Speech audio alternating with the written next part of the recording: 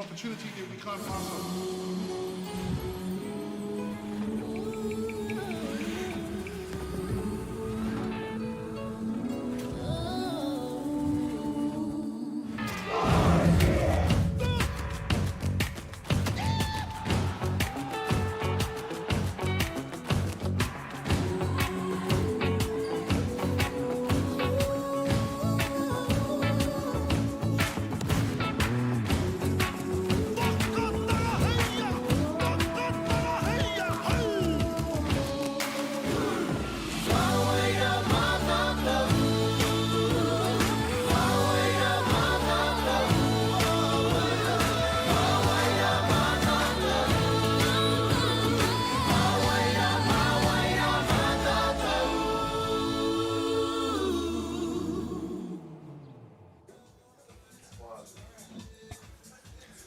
Hello and welcome, ladies and gentlemen, to Fraser Ballpark, where we have the Softball New Zealand presentation of the 2025 Under-17 National Boys Softball Tournament Championship.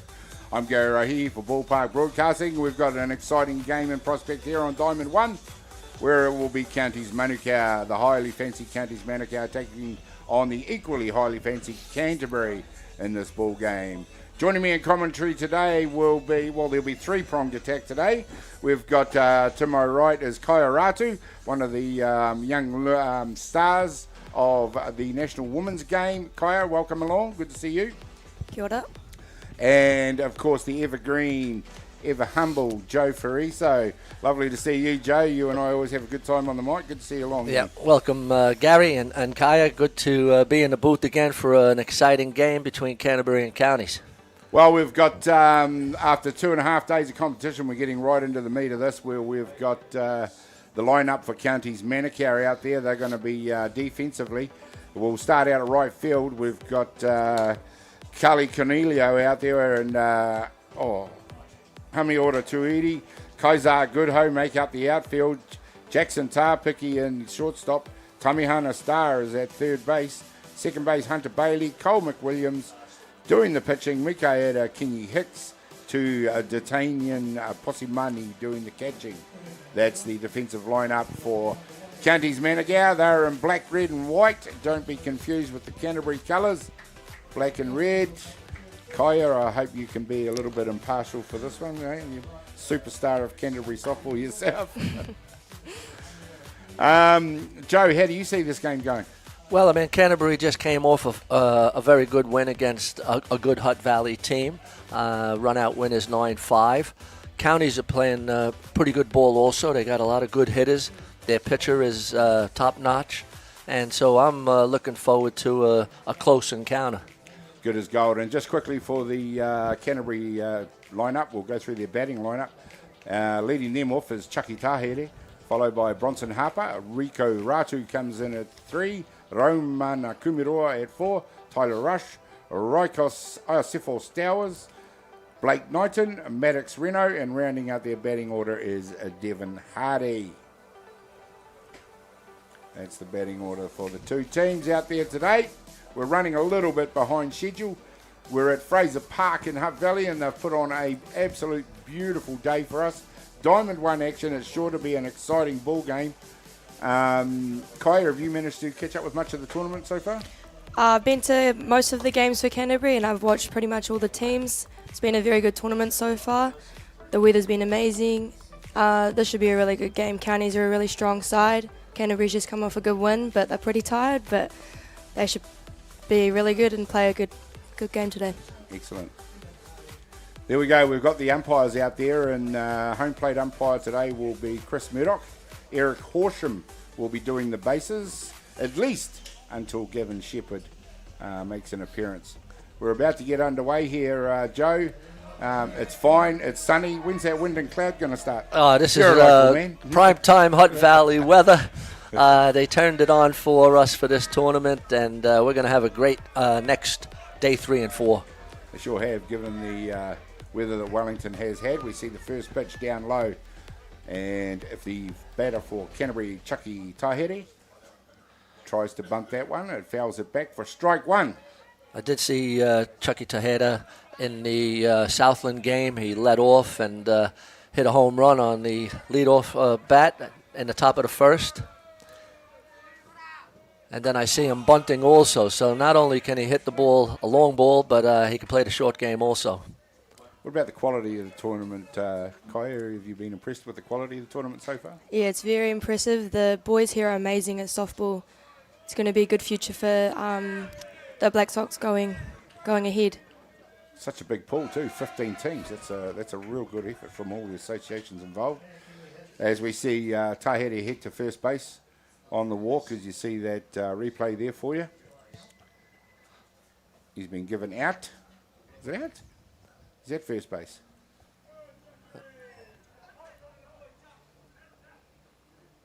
Yeah, some confusion there. The umpire clearly signalled it. There's a little confusion. And Tahiti Didn't want to go. did swing and was called out. It was called out by the umpire, nice and clearly. So out on the strikeout. Bring to bat number 8, Bronson Harper. I haven't seen a lot of the players throughout this tournament. I've had to work the first 2 days of the competition, but I have tried to catch up with as much as I can. This Mikaera Kingi Hicks strikes me as a pretty decent pitcher.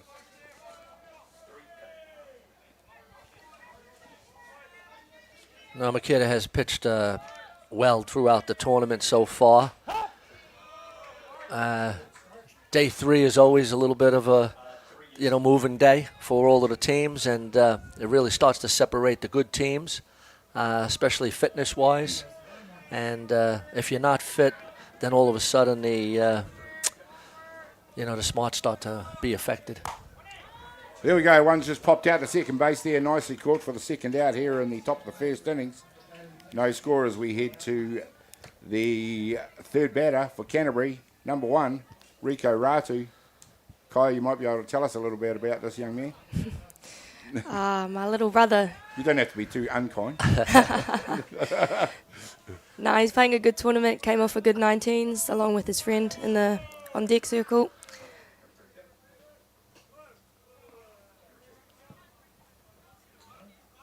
Yeah, Rico's had a good tournament so far.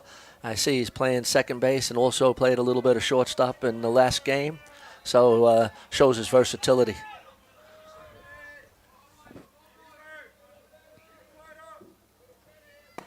That one inside for a strike. Come right across the top of the knees on the inside half of the plate.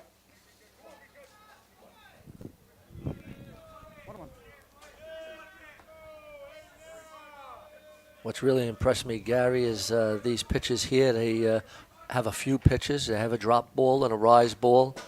A little bit of a curve on a few of the pitches that I've seen.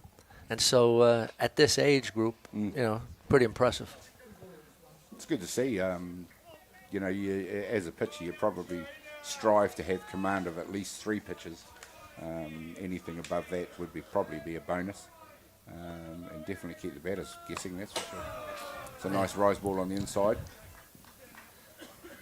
Yeah, at this level to have that rise ball is a really potent pitch, because a lot of the batters like to swing at that rise ball.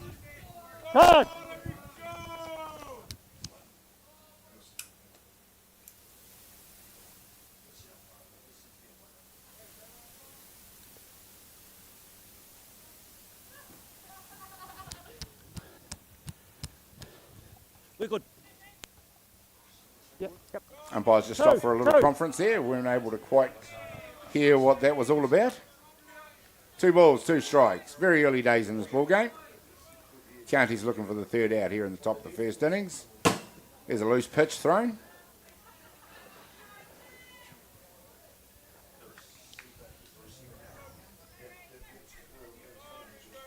Three balls, 2 strikes. Now, Kaya, you've just come off a campaign for the under-19 girls in Southland. I also had the pleasure of being down at that tournament, having the call on those games down there. Did you enjoy that one? Yeah, it was a really good tournament, tough. Played a lot of games, played everyone, so it was very hard. 9 games in 3 days. Oh, yeah. Now, I came and had a look at the stats on the Friday, and I could have not had my glasses on, but you were batting 8-11. Is that something that you normally do?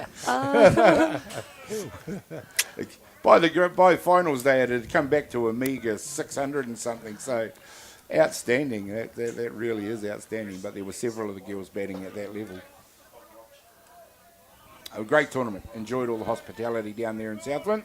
The quality of the tournament was really good. The bats that the girls have down there are also insane.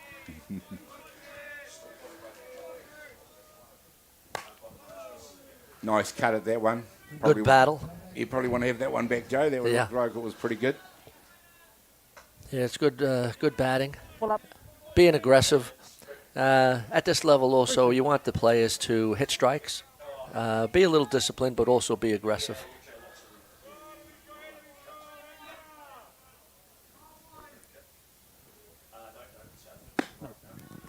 Yeah, nice eye. Ratu heads down to first base on the walk. Nice job done there to get Canterbury going with 2 out. Bring to bat number 4, Raumana Kumiroa. Probably, I imagine, from the well-known Kumiroa family from Canterbury.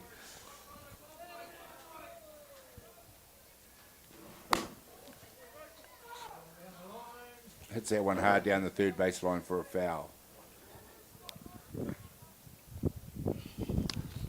Just talking about that tournament down south, I heard that it was a couple of chilly days and girls were blanketed up.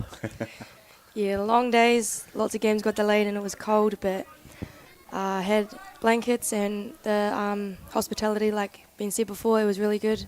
Got to sit inside in the warmth, so Good stuff. Southland had it pretty sorted. There was one lady down there, she had a softball blanket. It was literally the bright yellow with the stitching on it. Oh, right, nice. The camera ran, she got the prize for the best costume. Best dressed. Yep.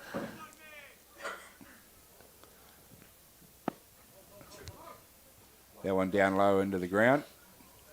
But congratulations, of course, to Hutt Valley in that tournament, who went on and claimed the prize for this year's Under-19 National Championship. I'll try to not be too biased. Nice hit out to shortstop. He can't quite take it. He's going to beat out the throw. And he's limping a little bit out there as young Kumiroa, but he was quick enough to get to first. So safe 1 and 2 for Canterbury. Nice play by the shortstop to keep that in the infield. Made a strong throw, but Ramana was quick enough. Did injure himself in the game against Hutt Valley, I noticed, and he's still limping just a little bit. Oh, they're keeping him out there to do the running, so maybe just to see how that injury holds up under pressure. Early days in this ball game, but Canterbury getting themselves going. It's a nice pitch down the tube for a strike on number 5, Tyler Rush. What I like about this tournament also, Gary, is there's no designated runner. And so at this level, there shouldn't be a designated runner. All the boys and girls should be running for themselves. Well, as I understand it, yeah, that's right. They're young, they're athletes, they can do it. There's a nice bunt, it rolls out into foul territory. But as I understand it, it probably helps them better prepare for internationals. True. Because they know they are at international level. That's right. Yeah, so it's something that I think needs to be looked at. I think at NFC there might be a DR, and I'm not sure if I agree with that necessarily. I was talking to Bevan Martini yesterday about it, and I think when you're going up to Black Sox, White Sox, you're not going to have a designated runner, so you shouldn't have them through the age grades either. Yeah, I mean, it becomes an excuse to look after a favourite player, really. It's in terms of who runs and who doesn't. Kaya, you wouldn't want anybody running for you, would you? No. I think I Kaya like running running the around the bases. bases. She scorches around them fast enough as it is. There's a nice hard hit out to centre field. Centre field's getting under it. Takes the catch nicely up in the air. That's the third out here in the top of the first innings. No score as we head to the bottom, and they head to the dugout. We'll be back in just a minute with more action.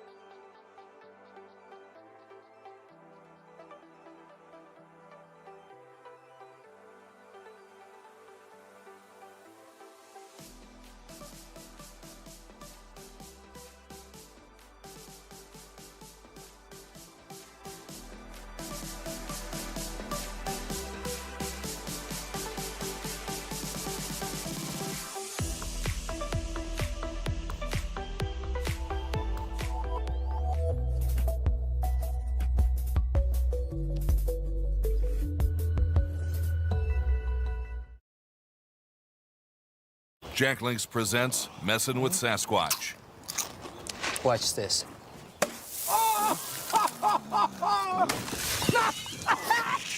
Don't mess with other snacks. Choose Jack Links jerky made with 100% beef.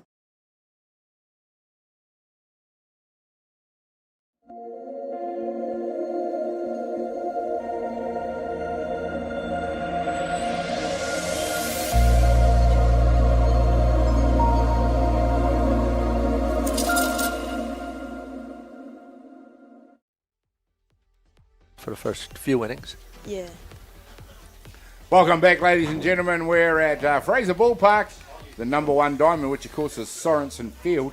Counties Manukau taking on Canterbury in an under-17 national championship encounter. Bottom of the first innings, no score in it, and up to bat, number 59, Tamihana Star for Counties Manukau.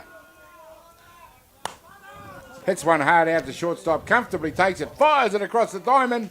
It's a bang-bang play, ladies and gentlemen, but the first out is made. Yeah, nice play by the shortstop, Ramana Commodore, for the speedy Tamihana Star. Brings to bat number 10, the catcher, D'Artagnan Possimani. Will quickly run you through the Counties Manukau order. We've just had Tamihana Star out there hit the ball. D'Artagnan Possimani in the bat right now. Cole McWilliams, Mika Ere Kingi, Hunter Bailey, Hamiora Tuiri, Jackson Tapiki, Kaizak good enough, and rounding out their order, Cully Cornelio. Real up and coming, they're here now. They're featuring in all the age grade tournaments is Counties Manukau. Yeah, no, counties, they've broken a little bit up in counties with Franklin also coming into the frame. But they got a lot of good players, and it's good to see there's enough good players to have a counties and a Franklin team. Nice. That one's hit out to second base. Ratu swallows that one up and takes the second out. Cole McWilliams to bat, number 40. There's the defensive lineup for Canterbury. We'll start here at right field. We've got Denon Hardy, Chucky Taheta at centre, Blake Knight in the left, Romana Kumidora at shortstop. In the hot corner is Bronson Harper, Rico Ratu at second, Tyler Rush is at first, George Smith doing the pitching to Maddox Reno. Yeah, George has started off the game really well, throwing strikes. He's in the strike zone. Interesting to see him starting this game. After finishing the Hutt Valley game. Already warm. Yeah.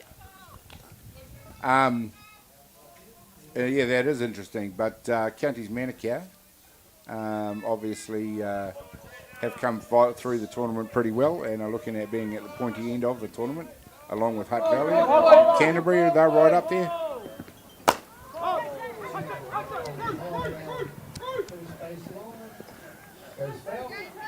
And I understand Wellington's still within a chance after their win over North Harbour. Yeah, well, that's what's great about this day 3, moving day. Yeah. And if you win, you're in. A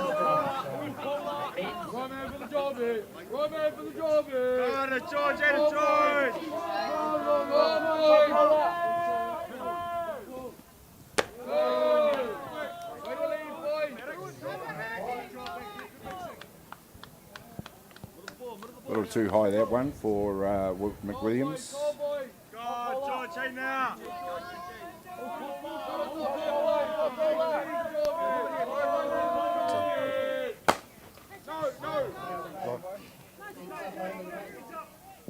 Fouls that one back. Good battle here between the pitcher and the batter.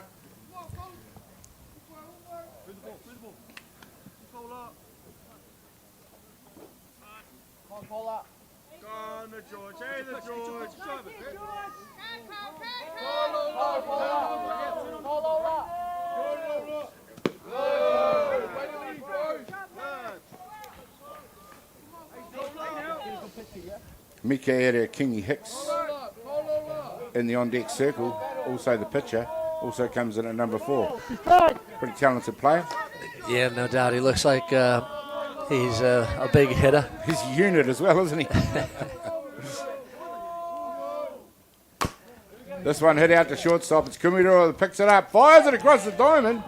Doesn't make it to first base. It hits the ground. Safe for McWilliams. Danger signs now for Canterbury as we're right in the meat of their order with number 67, Mikaela Kingi-Hicks. It was a tough play in the hole. And I just think with that little injury that Romana is carrying, he wasn't able to plant and throw as well as he normally does across the diamond. Okay, we're good, boys. Yeah, it's the top shortstops make it look quite effortless usually. And if they don't, it's usually been for a reason. I wouldn't be surprised if you saw them making a change and putting Rico at shortstop and getting Romani at second base as they did in the last game.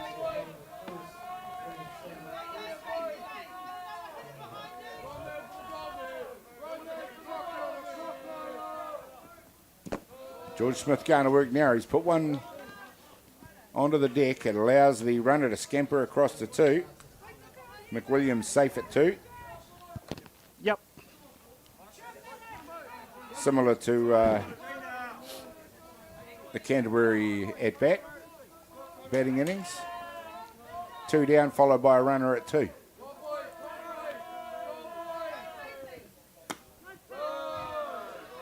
He might be interesting to see. I mean, Makeda being a pretty big hitter. They got an open base. George will probably just, not necessarily intentionally walk him, but make him hit his pitch. No. That one was a little bit low and inside. Got your crystal ball out there on that one, Joe. Kingi-Hicks makes his way down to first base on the walk. Bring to bat number 29, Hunter Bailey. Counties, and the danger signs go up for Canterbury, as they did for Counties in their fielding. Oh, okay, yeah. Got it? Yeah, so that's a 2-out pitcher's runner. So there's not a DR. The 2-out pitcher rule there. Yep, there's 2-out pitcher rule, 2-out catcher rule. It's a good thing that they added the pitcher to that rule. Yeah, I think so.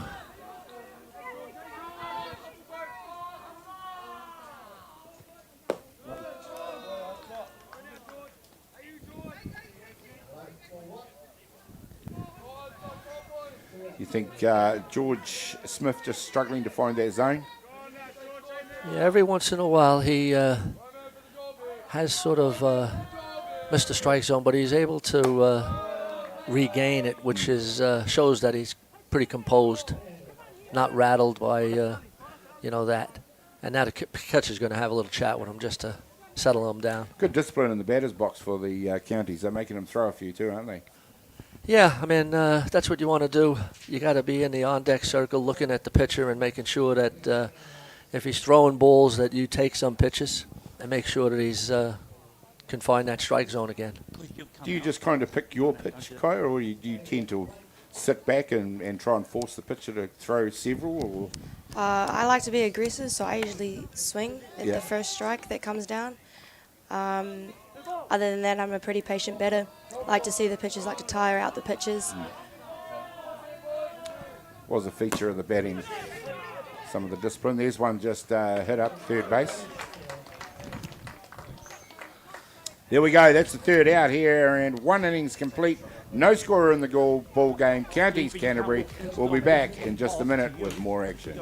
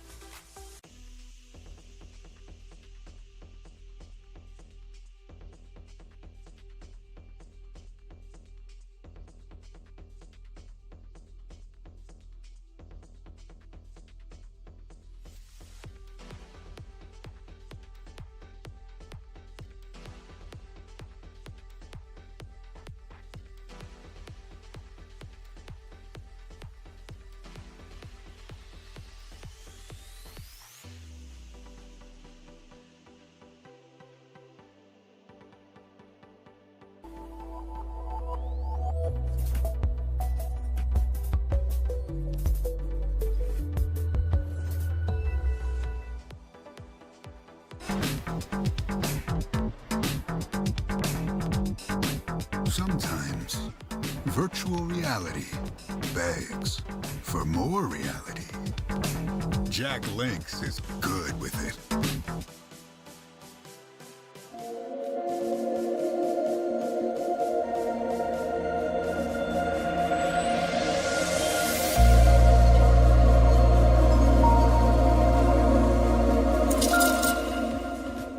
To 5. Welcome back, ladies and gentlemen. We have one innings complete here at Fraser Park. Sorensen Field it is, Diamond 1 action between Canterbury. Yep, we're all good. Counties Manukau, no score. After one complete innings, Canterbury have rung in a few changes. We'll catch up with those as we go through. Up to bat for them now is number 18, who we'll know who that is shortly. Blake Knighton, sorry, that's me. He's in the on-deck circle. Up to bat is number 12, Rikos Iosefos Towers. DP in the lineup for Canterbury. Sorry about that. Just took me a second to catch up with my my lineups there. As we see the third out on the replay there in the last inning.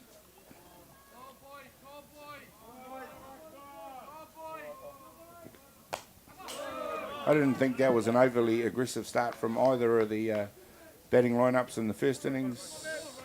No, but the pitches, it all depends on what the pitchers are throwing.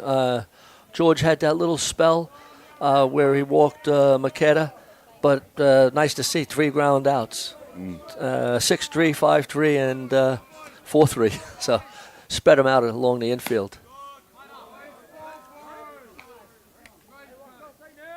You know, and if he's hitting the ground, if they're hitting the ground balls, you know he's keeping the ball low and down.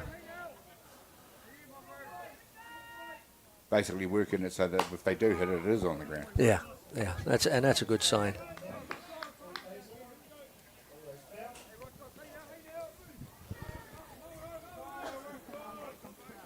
Asefo Stowers, big boy, number 12. Looks like he plays a little Canterbury rugby also. I dare say a few of the guys do. 1 ball, 2 strikes. 1 ball, 2 strikes on him. You do find these athletes are playing all year round a sport, whether it's rugby or basketball or another sport, keeping themselves fit. You play another winter sport? I do. I play hockey. Oh, nice. Oh, that'll keep you fit, definitely. Definitely. Lots of running. Yeah. Has a hard swing at a rising pitch on the inside for the first out. Strikeout for Mikaeri King of Hex. He'll be Rikos Iosefos Towers will be replaced by Blake Knighton. Nice work out there by pitcher and catcher. Plenty of move, plenty of pop on that rise. Yeah, no doubt about it. Yeah. He gears back and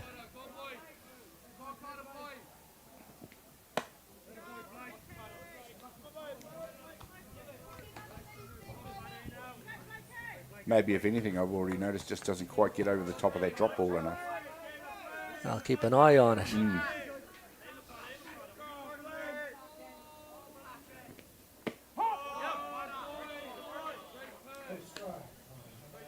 Nice pitch for a strike. 1. Yeah, showing good rotation on that pitch. Well, Joe, it's a 15-team tournament, and how good is that to see? Oh, absolutely. That's fantastic. I was pleasantly surprised when I saw so many teams in the tournament. What a great hit by Blake Knighton. Gets himself on, puts one straight into the dirt at his feet, beats out any attempt at a throw.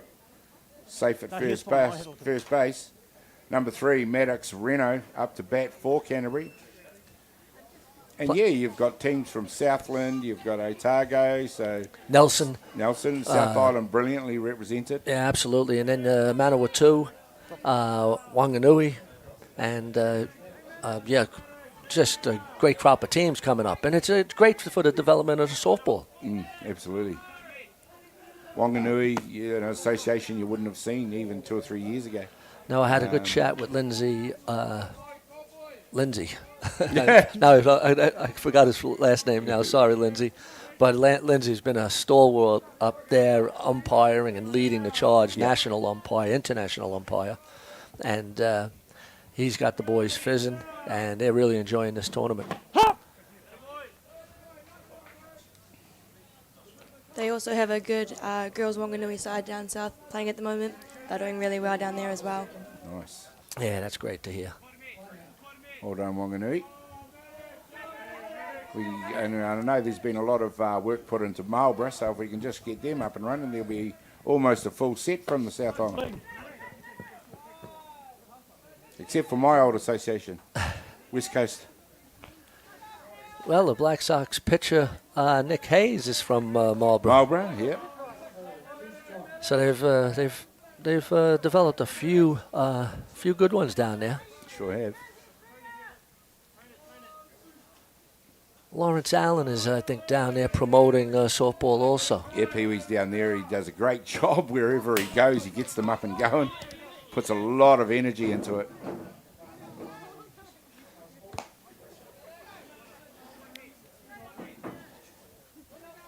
Been a real journeyman coach, I suppose you'd call it, but Denmark, Czech Republic, Russia, before he came back to New Zealand. I'm sorry if I got any of those wrong, Lawrence, but yeah, you certainly have. He was a good player in his day also. You know, he played in Wellington. He also played in the Hutt Valley for the Cardinals for a year or two with Ray Timo and I. World-famous Cardinals, eh? Yeah. World-famous Cardinals. There's a few of you guys still floating about, Joe. Yeah, every once in a We while. got one on the ground announcer over there. Yes, we do. Daryl Marino. Daryl, yeah. And we have one of the umpires now, Tommy Downs. Oh, Tom. He's umpiring at this tournament. It's his first national tournament. And he's really enjoying it. He's at level 3 now and wanting to move up the ranks. So it's good to see him giving back to softball also. Yeah. And he's our club captain at the Cardinals, and he's doing a great job with him and his wife and a couple of the presidents and Prem 2 teams. And we got a couple of juniors now with the Cardinals club also. Excellent, excellent. What club do you play at, Kaya? PCU, Parklands Christchurch Oh, United. the other PCU. Well done. Yep. being part of Porirua City United myself. I had the pleasure of going down to clubs last year and watching PCU take out the title. Well done. And they were great hosts after the game and served up some good food and a few beers. You didn't go and see your Italian mate? Yes, I did. Tutto bene. Yes, I did. Yeah, we did frequent that place. Excellent. I tell anyone that goes down to a tournament down in Canterbury to go to Tutto Bene, my favorite Italian restaurant in Papua Nui.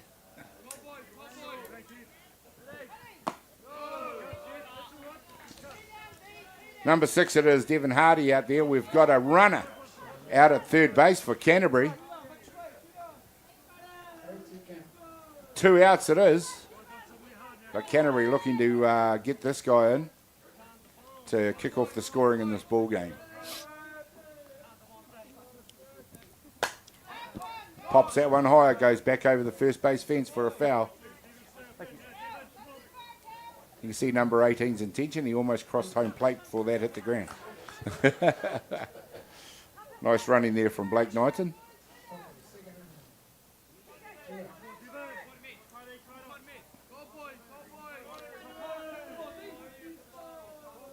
Kingy Hicks rears back, gets ready to go on this one. Fires it over the top. PCU going well again this year, Kaya. You're looking to double up? Hopefully, yeah. Hopefully. We've just got 3 Dutch girls land, so. Oh, really? Yep. So hoping to do well at clubs in North Harbour, I believe. North Harbour this year. Yes, it is. Yeah.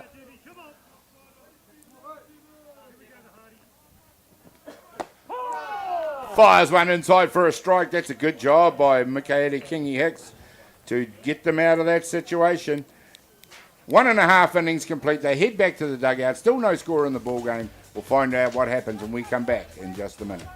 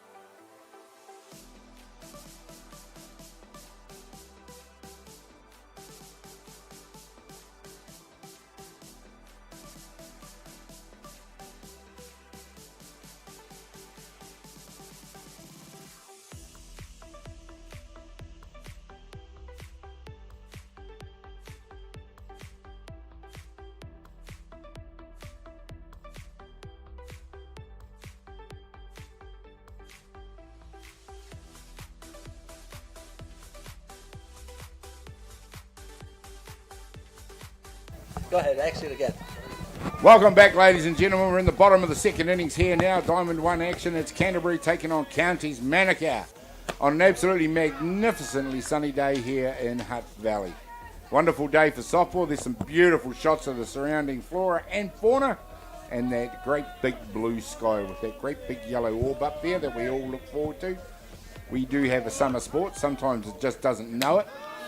Anyway, out there for Counties Manukau, number 35, Hamiora Tuiri. But we do have a few changes for Canterbury, and Kaya is just going to let us know how that has planned out. Roman has come off with an injury, so they've moved Rico Ratu to shortstop. Bronson Harper's now moved to second base, and they've brought in Jack Yaram to play third base. There you go, Canterbury ringing the changes early on in this one. Hits one hard out there. Second base makes good ground to pick that one up.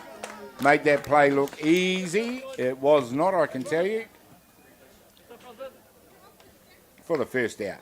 Yeah, Bronson Harper going to his left and made a nice play on that. Made it look easy. Up to bat for Counties Manukau now will be Jackson Tapiki.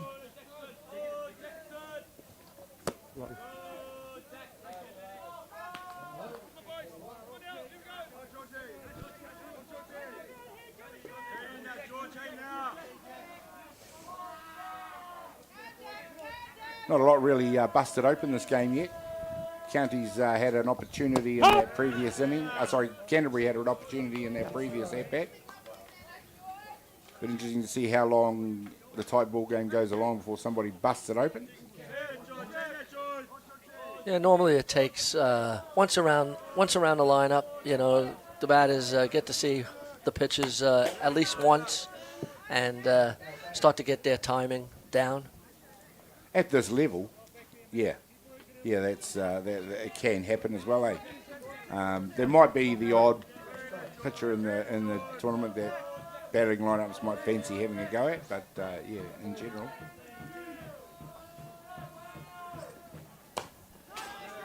I've been reasonably impressed with the pitching I've seen so far. Yeah, no, it's been excellent right across the tournament. Right across the 15 teams, each team has a decent pitcher. You know, even some of the say lower ranked or lower seeded teams have a pretty good thrower. It's good to see. I haven't seen anyone yet with real extreme. This time he gets second base going to his right. He picks it up. Couldn't quite get that one cleanly. Tapiki safe at first base. You'll see on the replay there, right on the foot of the bat. And Harper not quite as comfortable going right as he was left. No, it was a play that was doable there. He'll be a little disappointed in himself not making that play, but hopefully he bounces back, and I'm sure he will. Number 34, Kozak, good enough up to bat.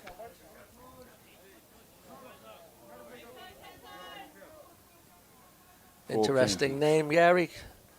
Kazak, good enough? Good enough. We'll find out in just a minute. Kazak provides us with some action.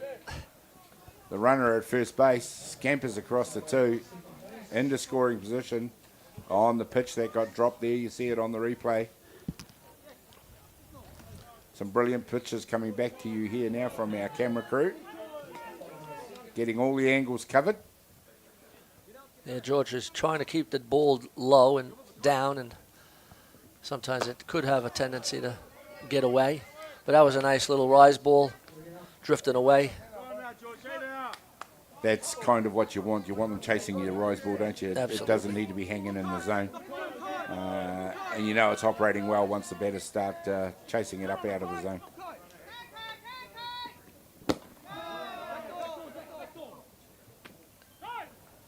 Kaya, at the under-19 tournament, did you see a lot of pitchers throw rise balls? Yeah, a lot of them throw rise balls, mostly drop ball for the girls, drop ball, and a few girls have managed to throw a curveball now, which is really cool to see, especially in New Zealand, because not many pitchers throw curves here. Yeah, I haven't noticed many throwing rise balls. It's nice developing a change-up if they can. Seems to be a rotation, if you want to talk about it being a girls and a boys thing, but the boys seem to pick it up, that rotation on the rise ball, almost from the get-go. I know my own daughter pitching coming through many years ago now, she struggled to get decent rotation on her rise. But could throw the change-up? Throw the change up. She could also throw a decent curve as well, but it was just that the upright rotation you need to get that rise ball going. Sure.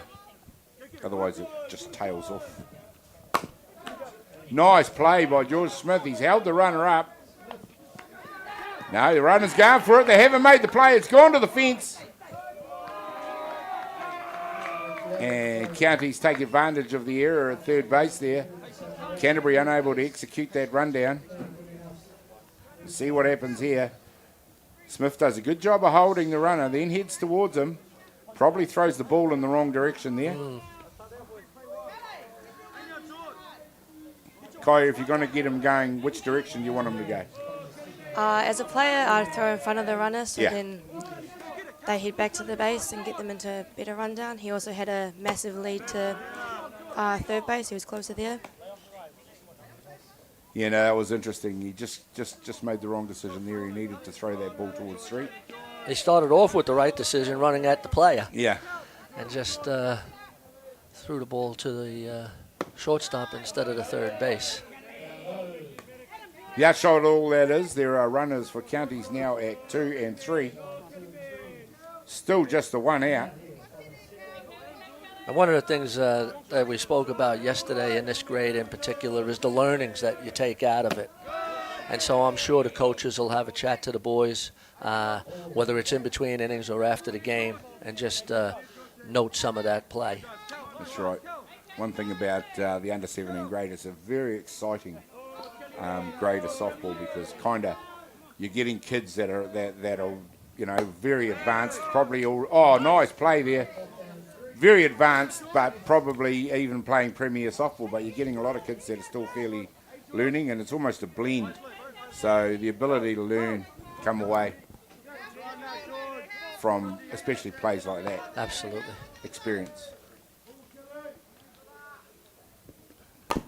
This one in the middle. Third base soaks it up. Tries to hold the runner. He can't do it, and that's going to score the first run at home.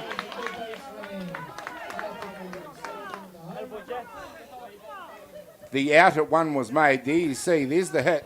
Third base takes a good one. Throws it up too high. Forces the fielder to go high. The out was called. Even in slow motion, it was hard to see if the foot was up.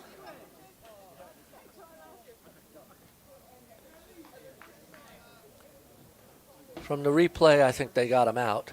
It did come off the base, but I think they still beat him. Well, let's see what the umpires rule. They're going to give it to him safe. Interesting. Here we go now. It's too high. He's got to jump for it. Comes down. And yes, I think on that second look, he was out. He was out. But the Blues, it's in the book. That's right. It's in, and they don't have the benefit of what we've just had two replays to look at it to get a decision. Maybe we Which could was in the end, it was out. talk about getting a challenge and using the replay going forward in some of these tournaments, especially with the technology that we have. At the end of the day, you want to get it right. It is a discussion, and you do want to get it right. How far you go with it, you know. Yeah. I know at the top level of... Here we go. This one's gone back to the back net. The runner's coming in. Slides in. Gets underneath the tag. And Counties showing some good base running. Here you see it, ladies and gentlemen. It comes back. He gets nice and low in the slide. Gets that foot on the base. And he is safe. And that replay shows that he's safe. So you have one that shows he's out and another that shows he's safe. Back to the top of the order for Counties. We talked about what it might take to get this ball game underway for scoring. Well, all it took was a couple of fielding errors. A pitching error in that case. And 2 runs have scored. Counties Manukau lead 2-0. Here, still in the second innings over Canterbury. Number 59, Tamihana Star, at bat for Counties. We'll be looking to get him going again. They've got 2 out, remember. 2 balls, 2 strikes on him. And all of a sudden, this game is well and truly underway.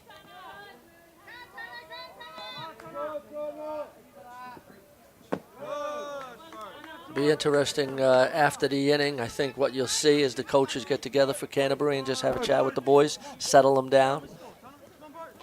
It's a long game. It's only the second inning.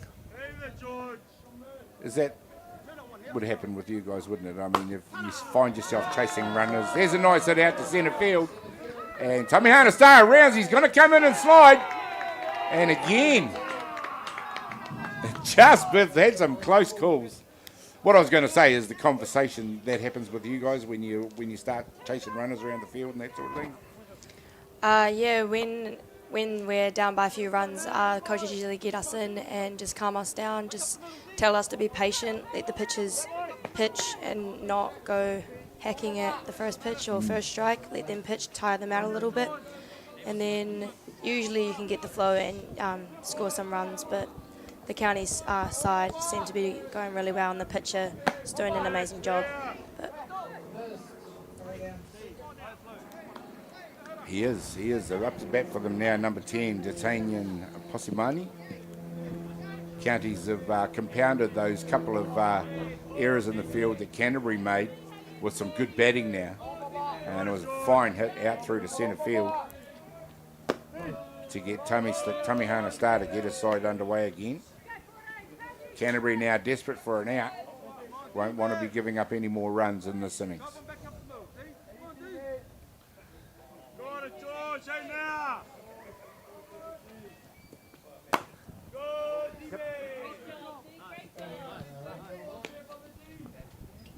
How long do you think before they might start talking about a pitching change? I'd say we've got a pitching and a catching coach at Canterbury, so I'd say they'll be talking about it now. There was someone warming up before the game, someone different.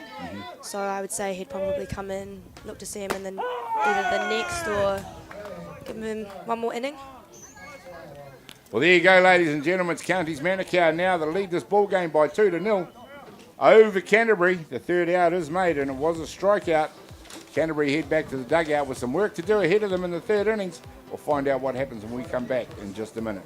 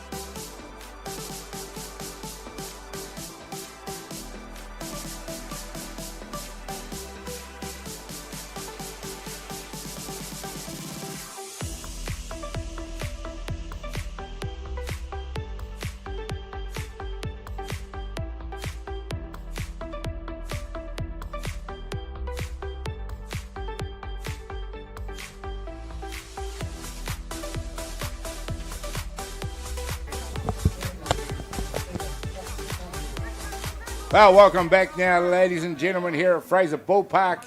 Sorensen Field it is. It's Diamond 1 action. Counties taking on Canterbury in this one. It's Counties that have stolen the early march. They lead the ball game by 2-0 over Canterbury. But if anything has shown us in this tournament so far is that a 2-run lead is nothing to rest on. Counties will need to play all the way through. 7 innings to win this one. Still, Canterbury all on them at the moment to get this deficit back. Chucky Tahiri up to bat. It's the lead-off hitter for Canterbury to get them underway. And he squared around on that first pitch, and that's all really Canterbury want to do is now get some base runners, put some runners in motion, and just score a couple of runs. It's 2 runs is not anything. It's not insurmountable. You got Shapuaka and Jason Harper out there calling the shots for Canterbury, the 2 coaches. Stephen Ratu in the dugout. I'm sure he's got a lot of input in there as well. Great to see a family affair with Rico and Ratu's Kaya here. Seems to be quite a few up here. Yeah. Mom didn't come up. No, she came to Invercargill, so decided to stay home on this one. Saw enough softball. They also have Liam Potts as the pitching coach, helping out the pitchers. All right, nice. It's good to see young Potsy. Well, he was here not that long ago himself as an under-17 pitcher. That's right, yeah. Not that old. Was he 21? Yes. Yeah. There's a nice job. Kingy Hicks really getting into his work now. Strikes out Chucky Tahiri. That'll bring the bat is number 8, Bronson Harper. And you just heard the coach just say, let's just get a runner on base any way you can. Well, that's the equation just now that they're 2 runs in arrears. So they've got to get bodies in motion out there. And this might be a good way to get started. Yeah. As we see Harper scorched down that first baseline to beat out that throw. Great bunt. That was a gem of a bunt. Just in front of the catcher, a little too far away for the third base. He made a nice play on it and a good throw, but Harper was too speedy. One of the features of the 19s I noticed down there was the bunting ability has gone, well, basically has gone through the roof. The execution on bunts down there was excellent. This throw has gone all the way out to the outfield. Canterbury are not going to take advantage of that one, though. Now we're seeing Counties come under a little bit of pressure of their own. Yes. Yeah, I love the short game, especially on a diamond like this. We got a slow diamond, Fraser Park or Sorensen Field. It's got the artificial turf, and if you put down a good bunt, it dies in front, and it makes it tough. And you then have to field the ball, throw the ball, catch the ball. Mm.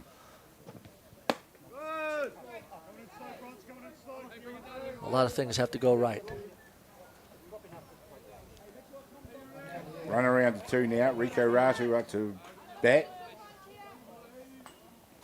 1 out it is.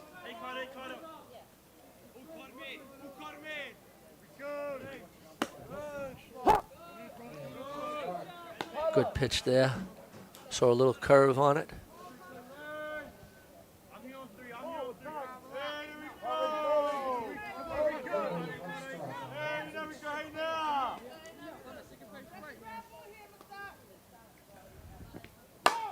Hits that one hard down the left, out to left field. It's going to score the runner for 2 to get Canterbury going. There's a fantastic job done by Rico Ratu out there to get his team on the board in this one. Yeah, that's all it really took was that little bunt single by Bronson Harper, the stolen base, and then Rico comes through with an RBI single. Turned the hips on that one, pulled the bat around really hard, so he got it down that left base line, left field line. Nice job by Rico Ratu. Standing up at first base. Kaya, do you give your little brother a little tip from time to time on hitting or fielding? Or He actually doesn't like to listen to me. Bit of a competition at home, always. Last week at 19s, we were actually competing against each other quietly. see who could get the better batting average. Yeah. But Yeah, I think yours would have been hard to beat, to be fair. Well, you won the batting title, and I think you batted over 700. It was about 718, was it? Yeah, it was fantastic. I find those averages incredible. That's amazing. Number 5, Tyler Rush. We just saw Jack Yarram attempt the bunt. This time he popped it straight out to the pitcher for the catch. 2 down now. Canterbury still with the runner at 1. And Tyler Rush up to bat.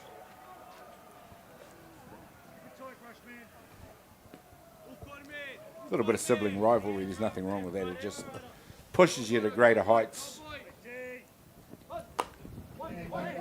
Once again, the bunt's been dropped. Nice play at third base to get Counties out of this one, but not before Canterbury come back with a run of their own.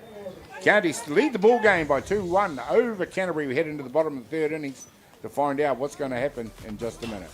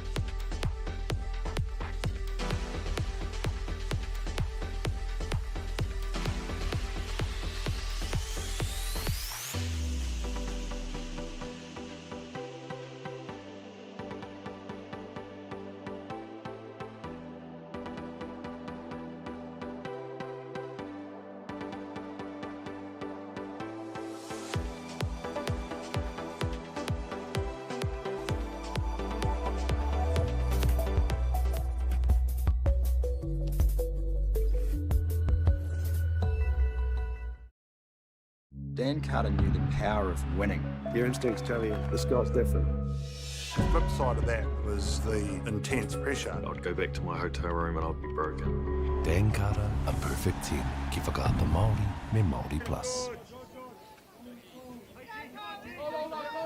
Welcome back, ladies and gentlemen. We've got Canterbury taking on Counties here at the Under-17 National Tournament. Boys softball it is. And it is Counties who lead this ball game by 2-1. We've had what you might call the early stanzas of this ball game so far. I might just get my co-commentators to sum up what they think so far. We'll start with you, Joe. Oh, well, I mean, I think it's what we expected. 2 top teams battling it out, a 2-1 ball game, so there's nothing in it. This game is going to come down to who gets the timely hits, who avoids those pressure situations, or who performs under those pressure situations, and we'll see who then comes out with the victory. Kaya, what have you made of the ball game so far? I think the ball game's been pretty pitcher dominated, managed to prevent larger hits. As seen yesterday, Counties hit a few automatic home runs, and Canterbury have hit a few as well, but the pitchers have thrown really well to prevent 2 good batting lineups. This one's been hit hard. It's gone deep. It's going back. They've given up the chase. And it lands halfway up the bank. Kaya, you didn't have the commentator's curse. The commentator's curse will call that one. They have not hit the home runs well.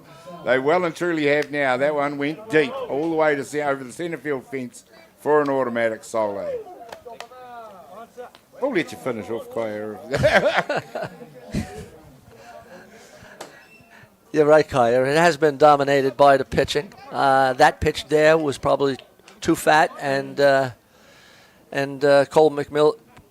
McWilliams got all of it there.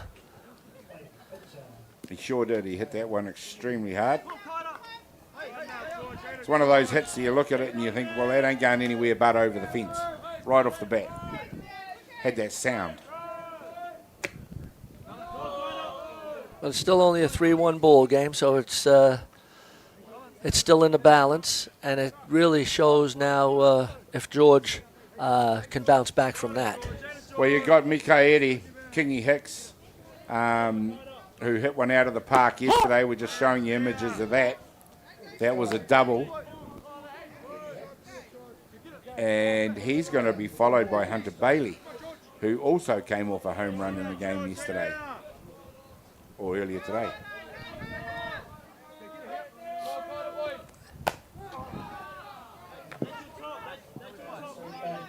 And Kingy Hicks already swinging like you're leaving you in no doubt about where that ball's going. Yeah, just a little. I'm just giggling a little bit when Kaya said there was not too many home runs being hit, that had hit one out. The commentator's curse came into play there.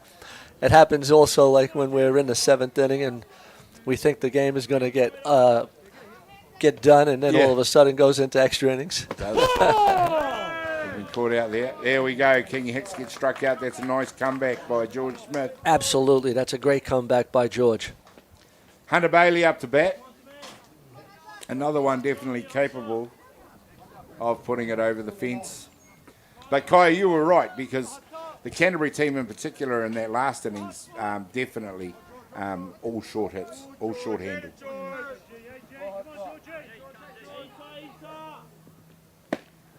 And now that we're seeing counties really being aggressive and swinging hard, it's almost a contrasting style between the two teams. Totally different modes of attack.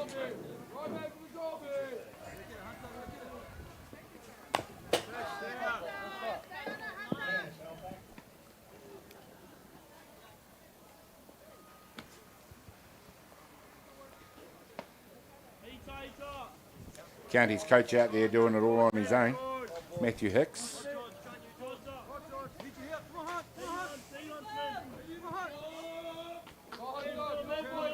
Oh, and he does have a third baseman out there. Yeah, Michelle King is at I was third right, base. Michelle King at third base, also the manager of the team, which is what confused me before. But see what? She's gone and hid in the She has, see her. yes.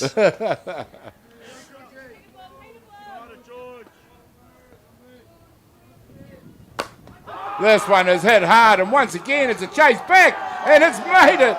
And we're seeing that that contrasting style to great effect as Hunter Bailey launches one over the fence for another solo shot in this innings. And I guess what you're seeing here, Gary, is they've been through the lineup once. This is the second time they're seeing George. George has gone. This is his 10th inning of pitching. 7 innings in the first game, and then this is his 3rd inning of pitching. So pitching coach is coming out, probably talking about how you're feeling. And, he's going to go to his bullpen. So George Smith comes out of the ball game. Maybe possibly a batter too late, but still only 4-1, sorry. So still early days in this game. There's plenty of time for Canterbury in this one.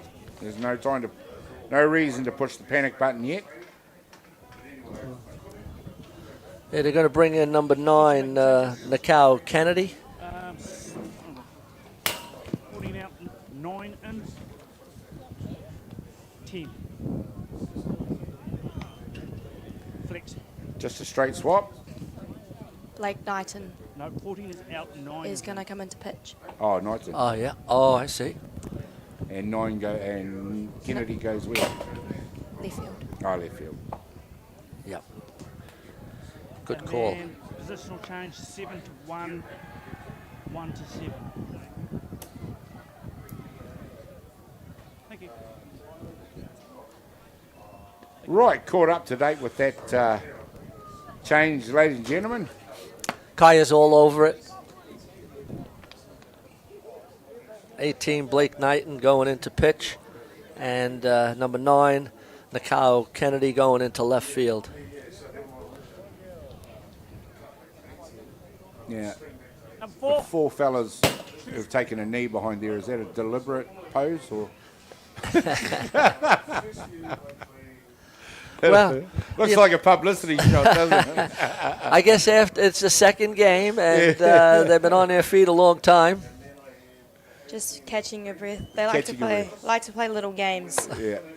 That's us.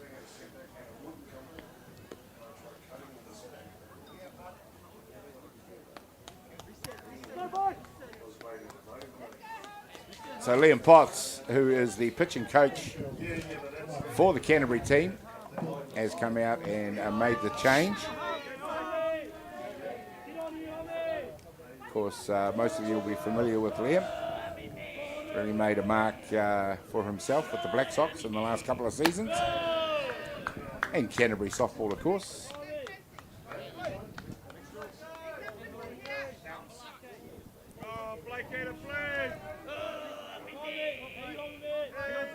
Does Liam also play for PCU? He does. Yeah. Pitched to great effect for PCU clubs last year here at Fraser Park.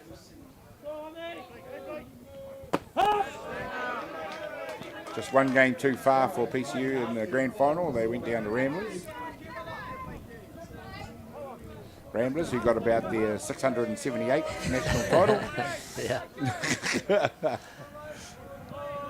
He actually hasn't played this season yet. He's just come back from playing in Europe. Yep. Taking a break because he'd have gone straight from North America to Europe then. Saw him on the streams pitching the IAC.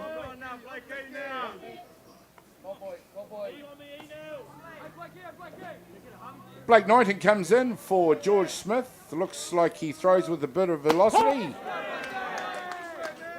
Gets a nice strike on the outside of the plate. Kaya, you might know a little bit more about him. Haven't really seen much of Blake. He plays for Richmond Kidadu down south. I haven't actually seen much. He's a very good player though, very strong, good outfielder.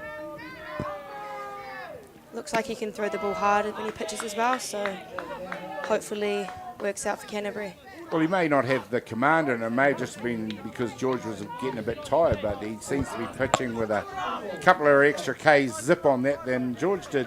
Joe, do you think? Oh, yeah, he does throw hard, and there's a bit of movement there. Just needs to find the strike zone. Yep, that's based on balls. To where he makes his way, Tuidi makes his way to first base on the walk to continue this third base onslaught that we're seeing from Counties. 2 solo home runs. There was a strikeout in the middle of those two, but now we've got a runner on courtesy of that walk.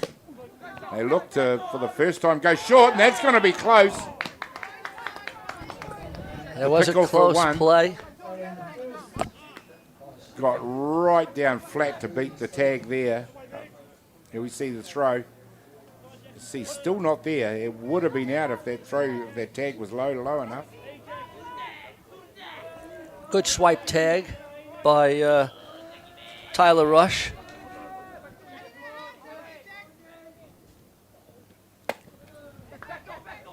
A little tidbit of information that we found out from Kaya was that Tyler, the first base, has been drafted by the Junior Warriors, or signed with the Junior Warriors.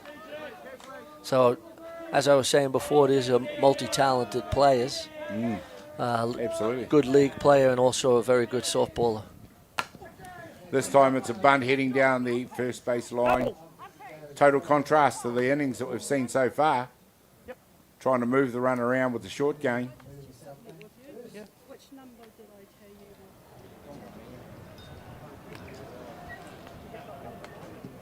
Okay, perfect. Yep, we could. Coach was just making sure that the changes that she made and the numbers that she gave the umpire were correct. In the last game against Hutt Valley, there was a little bit of discrepancy in terms of the flex player and the DP. Yeah. And who was re-entered into the game. That took a little bit of time to navigate. Nice drop ball. And that's a good strikeout for Knighton. Gets the job done. Tarpiki heads back to the dugout. He's the second out. Number 34, Kozak Goodenough, comes up to bat. That sounds like a baseball name. Kozak Goodenough. And it's a delayed steal. Oh, and it's nearly was a disaster with the second base covering. Was thrown to the shortstop, but second base caught it. They're just a victim of not keeping their eye on the runner there. A little too relaxed. Yeah.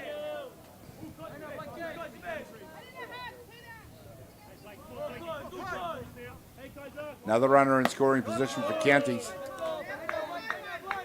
Gary, if you just keep an eye on Blake, it just appears that he's aiming the ball and not just releasing it and throwing the ball, and so not getting enough velocity because he's holding up and aiming. Yeah. Still throwing hard.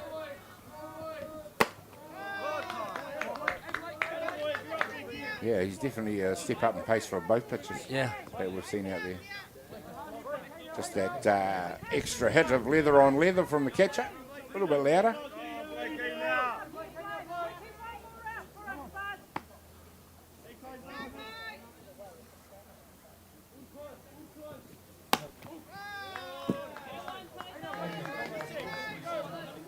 Getting his arm across his body a little bit too much. Trying to pepper the outside of that plate, just missing the strike zone. He's going to bring up to bat number 41, Kelly Cornelio.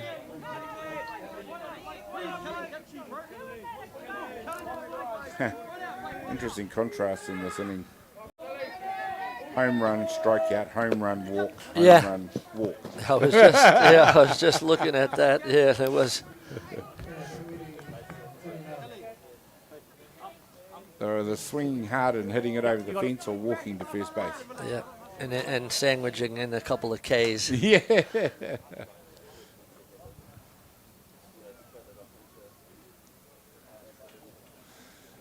Good to see a little conference there, just trying to settle down Blake. Yeah, it's a good time for it. He's just struggling to hit the zone. I mean, it's a big part of the ball game right now because you got second and third. There's two down. Counties are up now 4-1, and so they definitely want to keep it that score down to a minimum. I think the onus might be a little bit on the catcher. Get him to bring it back into the strike zone. Yep. Trust his extra pace and his movement. It's a nice pitch. That is a nice pitch, just missed.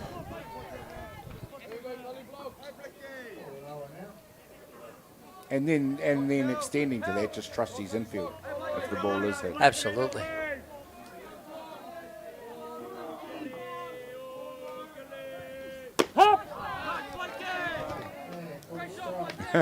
Almost the same spot. Did you notice where the catcher set up? He was right on the outside of the plate, but that one went straight down the tube. So you never know. You never know.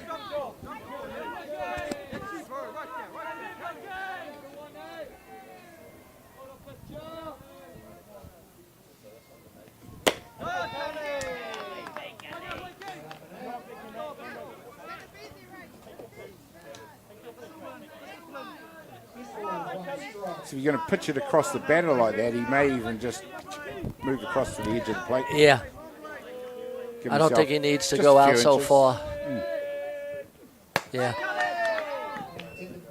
Yeah, I would agree with you, Gary, because what happens is the catcher is setting up then a little bit outside, and he's already getting a little bit of movement outside. So I would say he doesn't really need to move outside because he's going another ball out. So the upshot of that is now loaded bases and big danger signs for Canterbury in this ball game as we see Potts come out and have another talk to the pitcher. Maybe giving him the benefit of the wisdom you just told us, Joe, and saying, hey, trust it a bit more, get it into the zone. Is that what you would have, as a captain, do, Kyle? Yeah. Even when I catch, if my pitcher seems to be struggling, cool time, calm them down, figure out what pitches they want to pitch as well, because sometimes if I call something that's not working, then I want to be on the same page as your pitcher. That's right.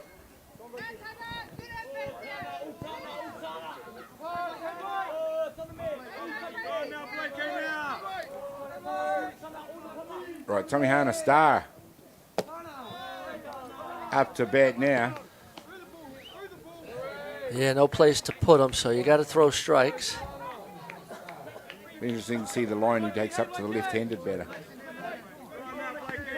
I mean, there's natural lines on the outside to a right-handed batter.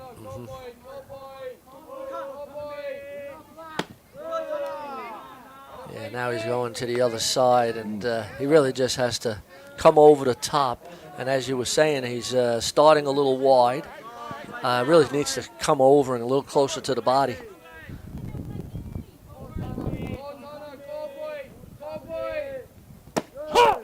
That's a good pitch. Yeah, the rest of the boys will be ordering 2 more just like that.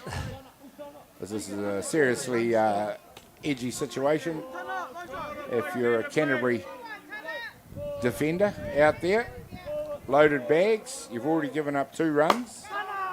This one he's hit high, it's gone deep out the left field fence, and it's been called in.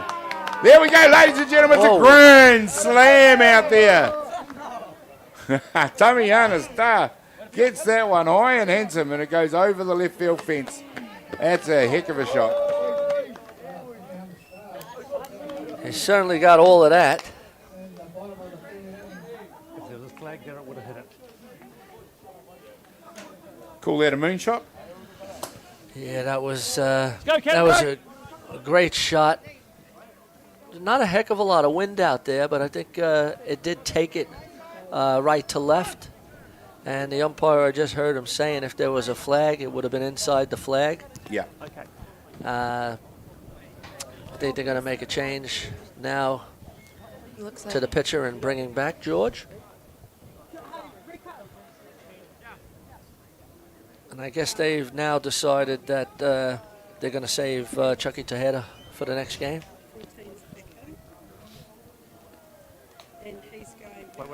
Ladies and gentlemen, we're just about to go into a pitching break, so beyond the dugout, we'll bring you this pitching break. We'll be back in just a minute.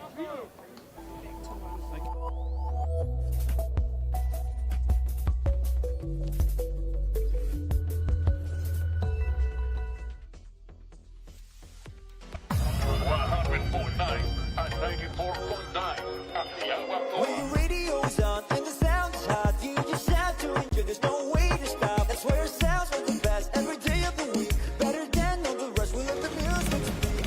All the best throwbacks, 90s and more. Atiawa Toa. All the best throwbacks. Get the Māori Plus app. Download now on Google Play or the App Store with exclusive viewings and 100% ad-free. Quite like top tier. Watch us anywhere, anytime. Make Māori Plus your mate and stream now.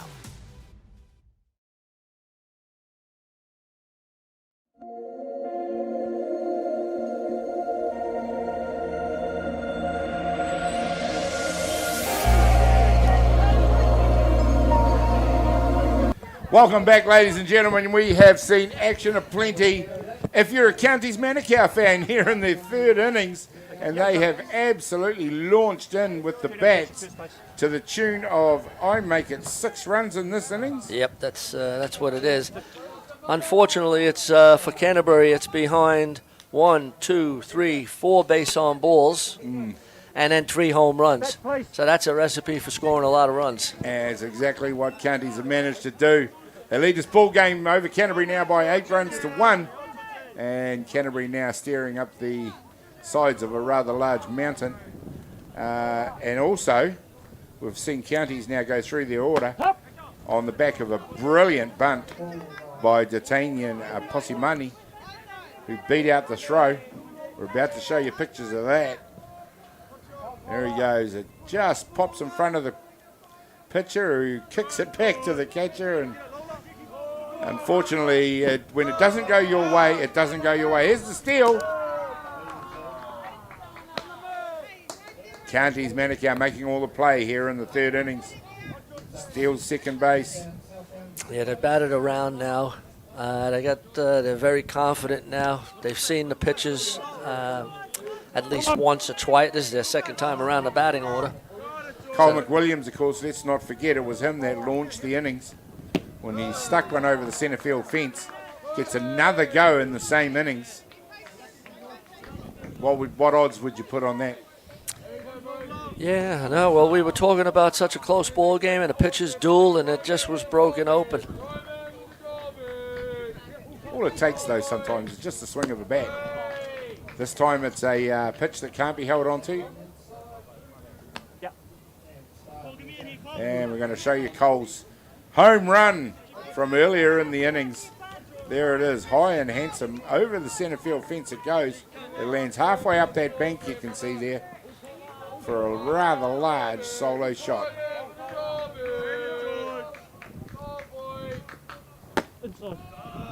And picks the walk this time, and the Canterbury pitchers just cannot find a trick at the moment. Yeah, that's been the enigma for them this inning.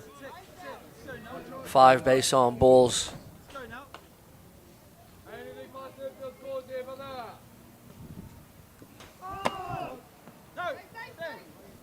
Now, Kaya, we've all been in these situations before as players where it just doesn't seem to matter what you do, you just can't make something happen at the moment. Is that what you think would be going through the Canterbury boys' heads out there right now? These are really tough situations, especially as the field player. You can't do much unless the ball really gets hit to you. You can communicate and stuff, but in these situations it is up to the pitcher and catcher to have a good combination to try and work out and out. But as players, the boys are probably actually more calm than what some people may think. They know that they have the sticks that can score some runs, but they've also got the skills to get them out of this inning. But Counties have been putting up a good performance with their bats as well. And that doesn't help with another walk. And you're right. I mean, one thing you don't do when you're playing the Canterbury team is think that the game is over until at least the last pitch is thrown. Canterbury are just one of those associations. You never go away, even when you want them to at times, but they just keep on out there, and they're very much battling and winning. They'll be trying to work hard for a ground ball here. Try and get them out of their inning. Yeah, we've seen both pitches work and just need to get that bit of trust.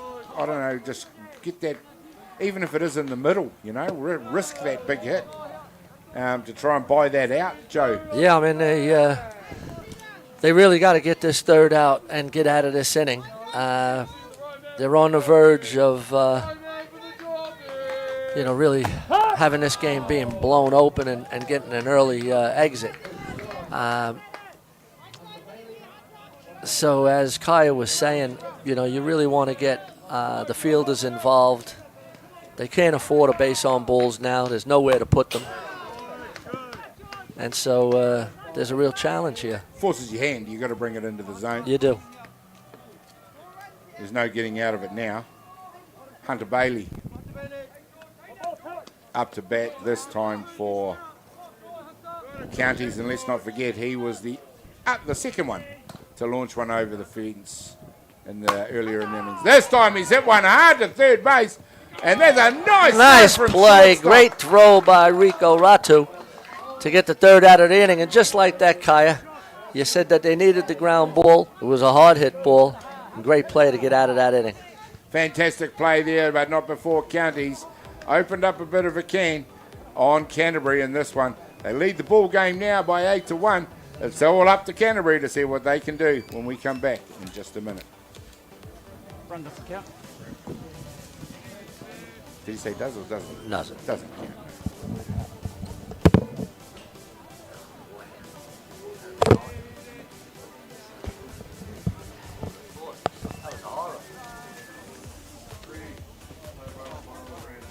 Yeah. 3 home runs, 6 walks. 6 runs on 3 hits, three shots at bat. Casey's 2 Ks in sandwich in between that. Jesus, anyone's going to start them off with a home run as this boy. Look at the size of the guns on him. Yeah. Yeah, Rikos. Who made that third out? That was shortstop in the end.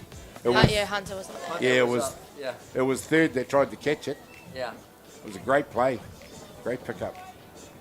Ball went across the diamond like a laser beam. Yeah, if he didn't stop there, they would have scored all 3 goals. Yeah, absolutely.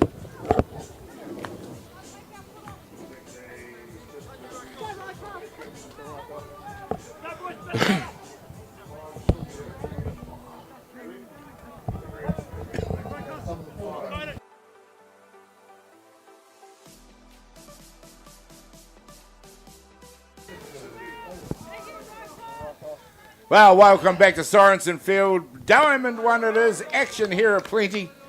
And in that last innings, it was all by County's Manukau. Lead this ball game over Canterbury by 8-1.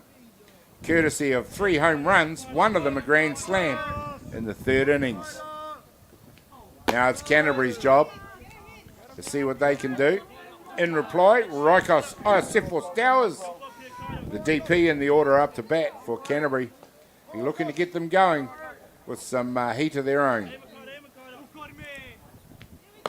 And as Kaya was mentioning a little earlier, I mean, there's still 4 innings left in this ball game. And the lead is 8-1. So if you chip away and get a couple of runs an inning, you're still in the ball game. So there's still time to work runs without having to get desperate. Yep.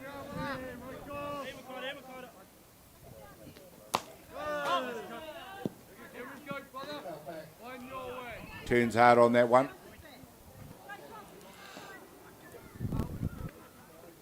Do you think, because there was a rigid adherence to the short game in their previous innings, Canterbury, they'll have to modify that a bit now? With a 7-run deficit? They'll probably look to go long, but for some of them, they prefer to bunt their way because of their speed. We'll probably see quite a few people to bunt, but as a coach, you would want your hitters to try and hit long, create some chaos. Oh, we'll see what happens here with Rikos Atiawa Towers up to bat. Sees that one go down and does a good job to get Canterbury going. And picks a nice walk this time. The coaches for counties will be a little annoyed at that, giving up a walk with an 8-1 lead. But Canterbury, on the other hand, would welcome that sort of thing. They just need to get base runners on, and as Kaya had mentioned, just create a little chaos now and start to put a little pressure on counties. Yeah. The first job of doing that is to get some bodies out there on the bases, so they've done that straight away. Bringing to bat number 18, Blake Knighton.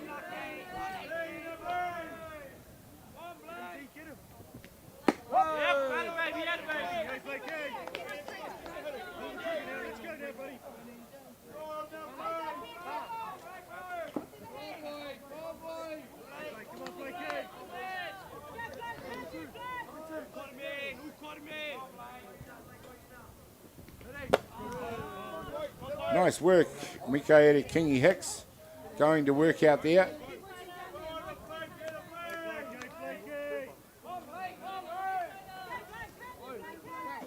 It looks like he might be set to go the distance.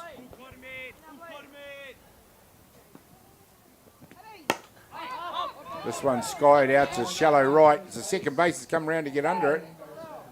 Looks like he might have lost that in the sun. I thought he had time to get under that.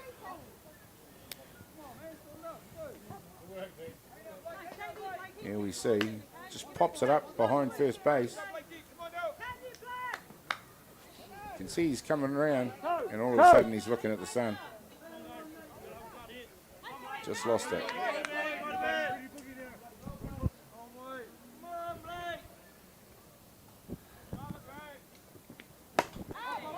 This one in the air, this time is third base, it's getting under it. Calls for it comfortably, takes the catch.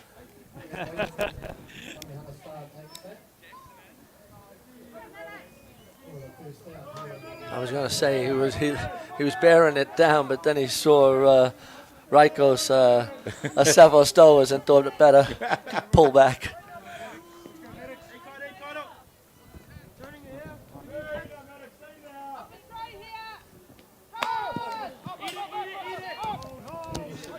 And the pass ball allows Atiawa Towers to go across the second. One down it is. Interesting to see SFO star was being put in motion. But again, just creating a little pressure. Well, you need to now. County's probably not feeling too much of it at the moment.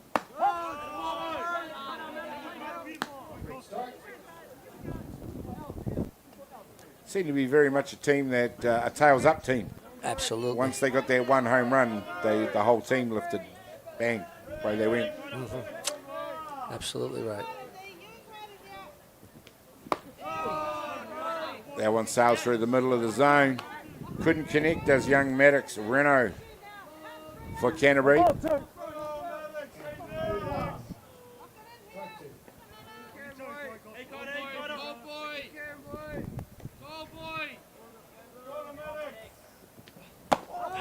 There we go.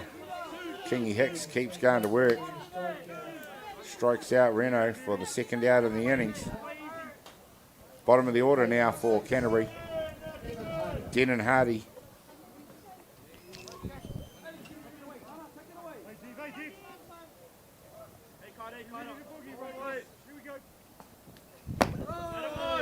Yeah, he's really peppering that strike zone, and that's what you want when you have an 8-1 lead. Yeah, I was just exactly what I was looking at. He's not leaving too much outside of the hole, which can saving him a lot of work.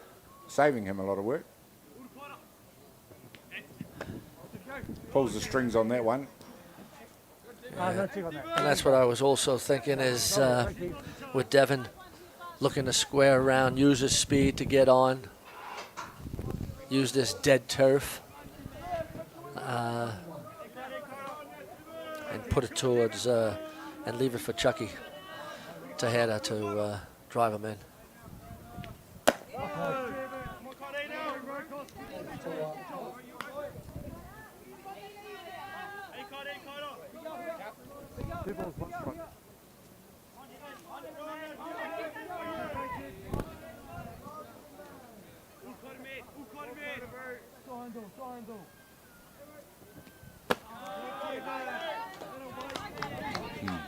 Kingy Hicks seems pretty unflappable out there.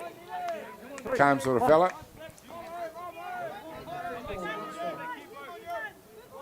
Seems to form a good battery with Posimani at catcher.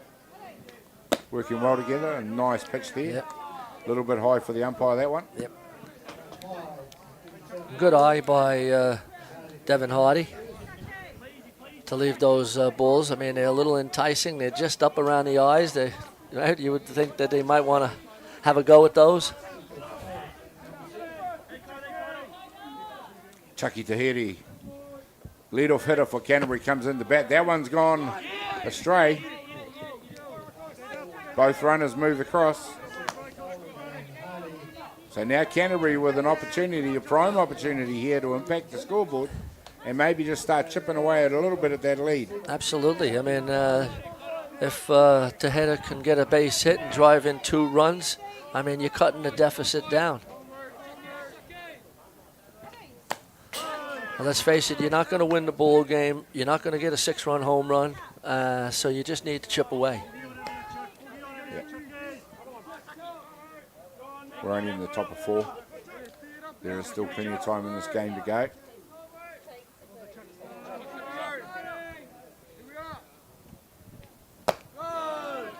So that nice rising pitch. Hits the top of the zone again. Swings hard as the batter for a strike.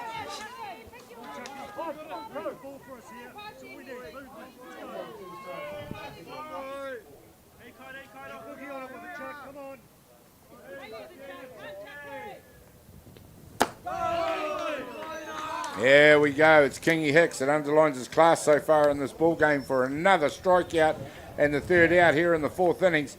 So Canterbury unable to do anything about the lead that counties continue to enjoy. 8 runs to 1. We'll find out what happens when we come back in just a minute.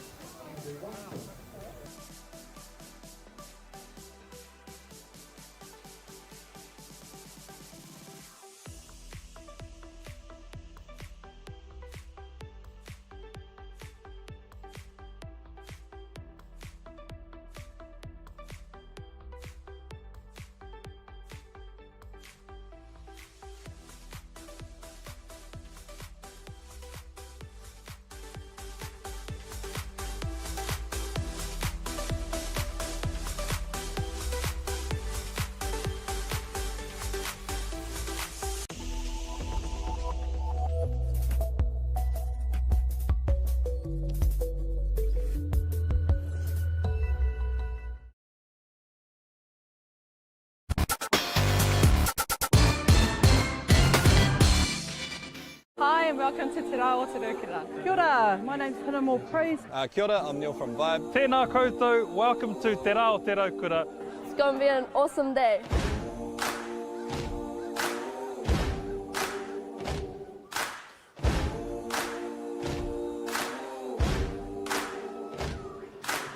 This year is the 25th year of Te Rā o Te Rūkura. Te Rā o Te Rūkura is a celebration of our people and enjoying summer days. It's a good chance to get together, really. That's a big part of it. It's all whānau friendly. Incredible community event that brings together so many different diverse people. This festival where people just come together, there's a whole lot of awesome kai, a whole lot of awesome entertainment. Peace, love and harmony. The Rūkura signifies peace and happiness. It's a Māori proverb that was brought down by our tipuna from a very long time ago. And basically our day Te Rā o Te Rūkura is all about sharing that love. Aroha nui ki te tangata. Uplifting Lower Hutt and the wider community in general, coming together and just having a whole lot of fun. Celebrating all things Wellington, Lower Hutt, the whole region itself. Today is important so that we get to remind ourselves that we need to share the love and care about each other. Don't forget whānau, this is around the same time as Waitangi as well, so he āhua pono ki te kaupapa o Waitangi, ko tēnei o ngā whakamahinga I haere nei. It's all about just, ngai Māori working together, unity, ko tahitanga, and just uplifting each other, so kia ora.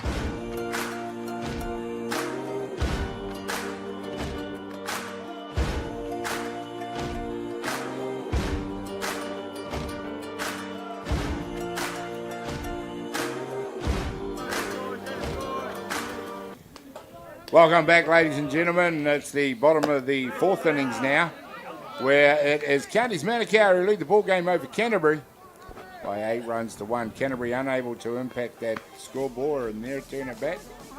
Did manage to move some bodies, but unfortunately couldn't convert. It is Counties Manukau up to bat with number 35, Humiora Tuidi up to bat, to see if they can continue that awesome form that they showed in the previous inning, where with 3 swings of the bat they scored 6 runs. One of those swings was a grand slam home run.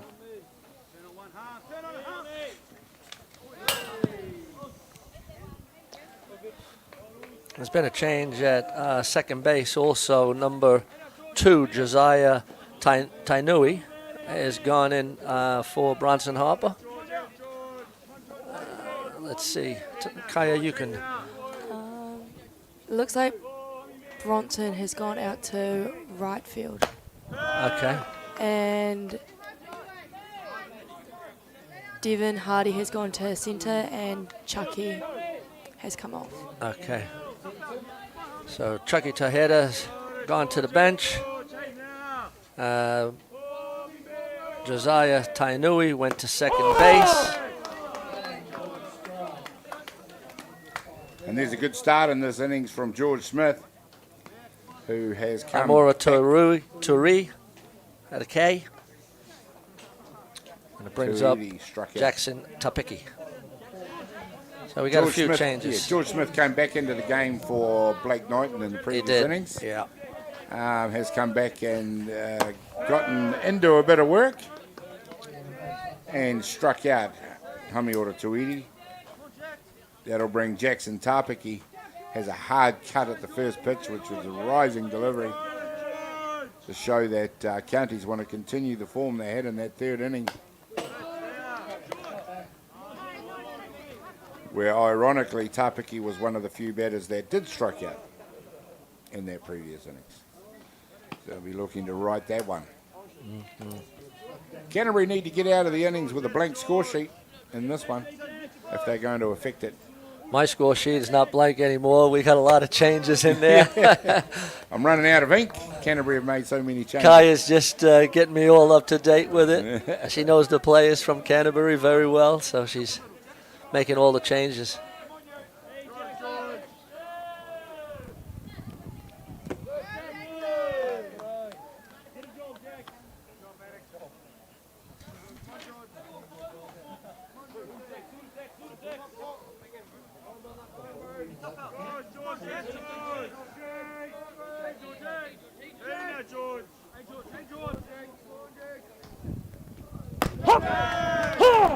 There we go. Nice comeback continues for George Smith. 2 strikeouts.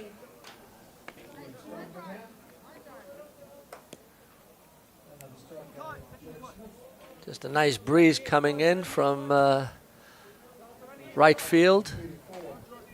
We don't say wind here in Wellington, or we say it's a light zephyr.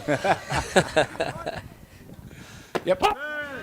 Gentle southerlies. Yeah, that's the one. Norwesterlies. Yeah. Don't mean a thing.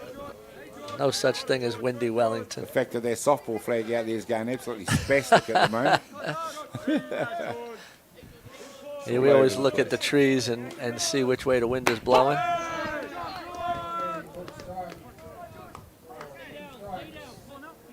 The Bahuta Cows in left field having a dance. Think about the Sorensen field. It is well protected by the trees around the field from the wind. There's a nice hit hard up centre field. And County's underway with 2 down.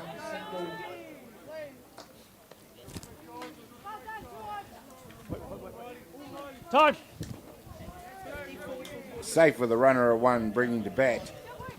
They have a pinch hitter, number 54, Riley Nord.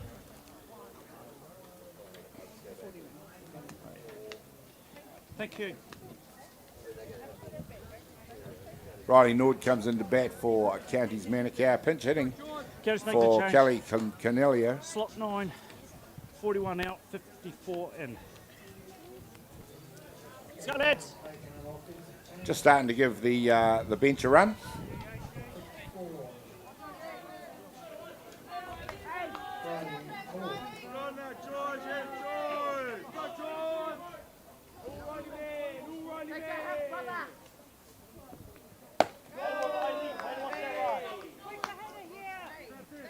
Canterbury, of course, are the top of the innings, and with a 7-run lead, this would put us into the run-ahead rule territory for Counties. Is that another commentator's curse?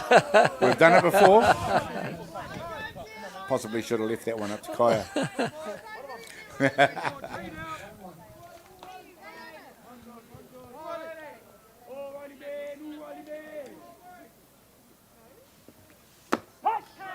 Nice work. Kaya George has come back. He almost seems like a bit of a changed pitcher. Yeah, I think he just needed a wee break, some water, just a quick chat to the coaches, and he's good to go again. 2 strikeouts. There's nothing he could do about that good hit, but this time he's seems to have a little bit more command, and a little bit more zip in his demeanour. Well, after pitching those 10 innings, I think Kai has hit the nail on the head. I mean, he just needed to freshen up, get a little water in him, just rest up that little bit, and then come back just as strong. And also having a chat to the coach would probably be a good thing. Kai, you got a big week coming up next week. There's a White Sox camp coming up. Yes, back here in the Hutt. Hopefully, put on some good weather. Yep. You got a squad of 30 players and broken down into 3 teams. Yeah, be playing a mini tournament. Should be really good. Yeah. Nice work. There we go. We talked about George being a changed pitcher. 3 strikeouts in that inning. And that ends it for Counties Manukau. But it's all on Canterbury now. It's going to be 3 for the ball game for Counties, or Canterbury going to have to score some runs. We'll find out what happens when we come back in just a minute.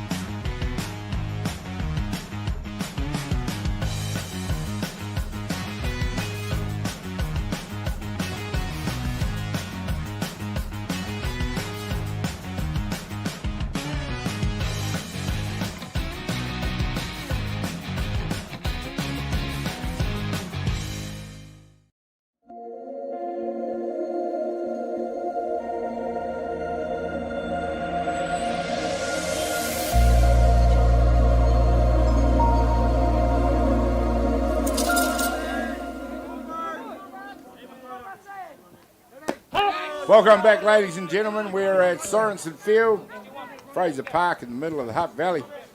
Canterbury taking on Counties.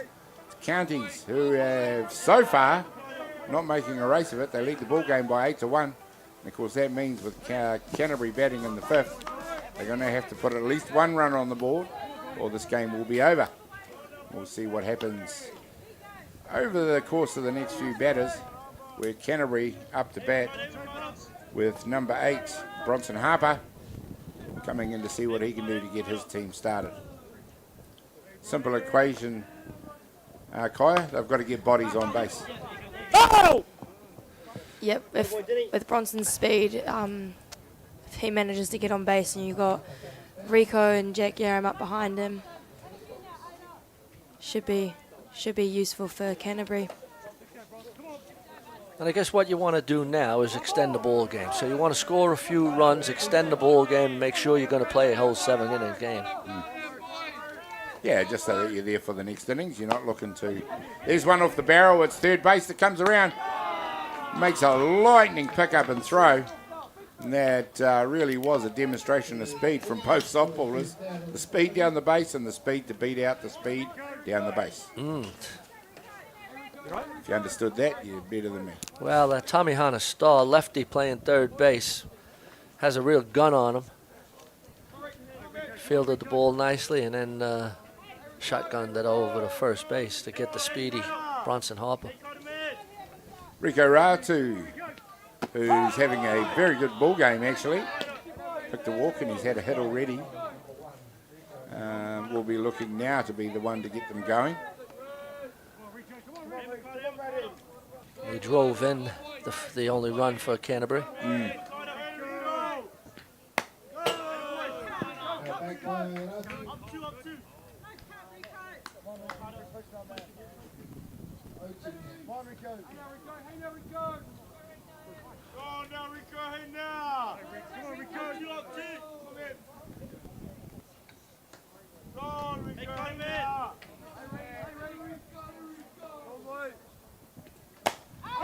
Really puts it on the hands of Rico. He pops it back to Kingy Hicks at pitcher. He takes the catch.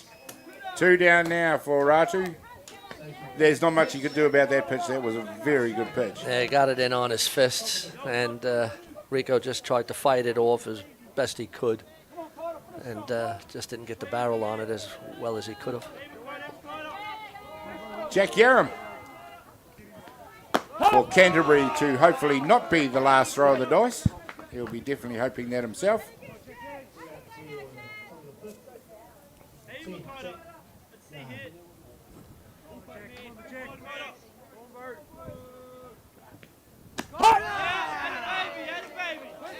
That one comes across the plate for a strike. Yeah, Makata Kingy Hicks is just feeling it now.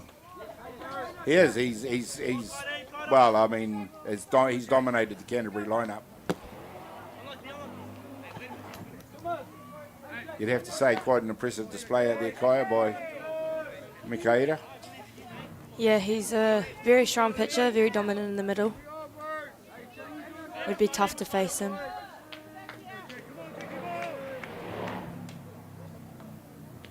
A lot of Commanders' movement. That one's just a little bit too low for umpire Chris Murdoch. I'm not quite sure when it happened, but Gavin Shepherd did replace Eric Horsham out there at some stage during the ball game.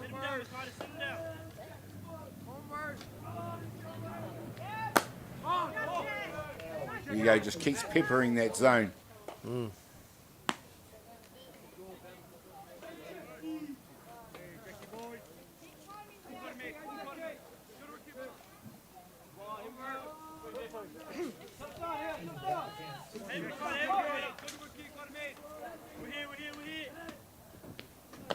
Oh, and gets it done with a change up there with a nasty pitch on the inside. And that completes the ball game, ladies and gentlemen. It is Counties Manukau that run out winners in this one. 8-1 over Canterbury. Courtesy of a fantastic third innings. 3 home runs, including a grand slam. Can't do much better than that. We'll start out with Joe. How did you find that ball game? Oh, no, it was Counties just got on top, and it was really the third inning that put Canterbury away. Other than that, it was a close ball game. I guess the pitching of Makeda Kingi Hicks would be my player, and then also the star, Tamihana Star, with the grand slam. But a good ball game, and yeah, we'll see what Canterbury still have games to play. Counties have a game with Hutt Valley next up, and so there's still a lot of softball. Absolutely, Kaya. Other than keeping your Canterbury hat, well, I'm really on there. How did you see that ball game? The first two innings were really close. It was a really good game, and then Counties managed to break it open. And once they started getting a hold of the hits and hitting the ball, they just couldn't stop, and they just keep going.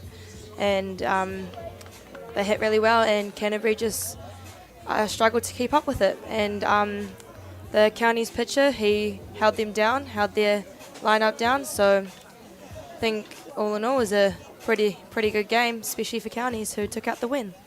Very impressive performance by Counties. Makeda Kingi Hicks, impressive on the mound. How about that grand slam from Tamihana Star? It's a long way to see one of those in a ball game. Exciting action here at Diamond 1 Sorensen Field. It is. The tournament is not over for either of those teams, in particular Counties, who are about to take on Hutt Valley. So for myself, Gary Rohihi, Kaya Ratu, and we had our friend Joe on the thing there, and the rest of the team at Atiawa Toa FM and Beyond the Dugout. We'd like to thank you for being with us, and we'll catch more action when we come back very shortly.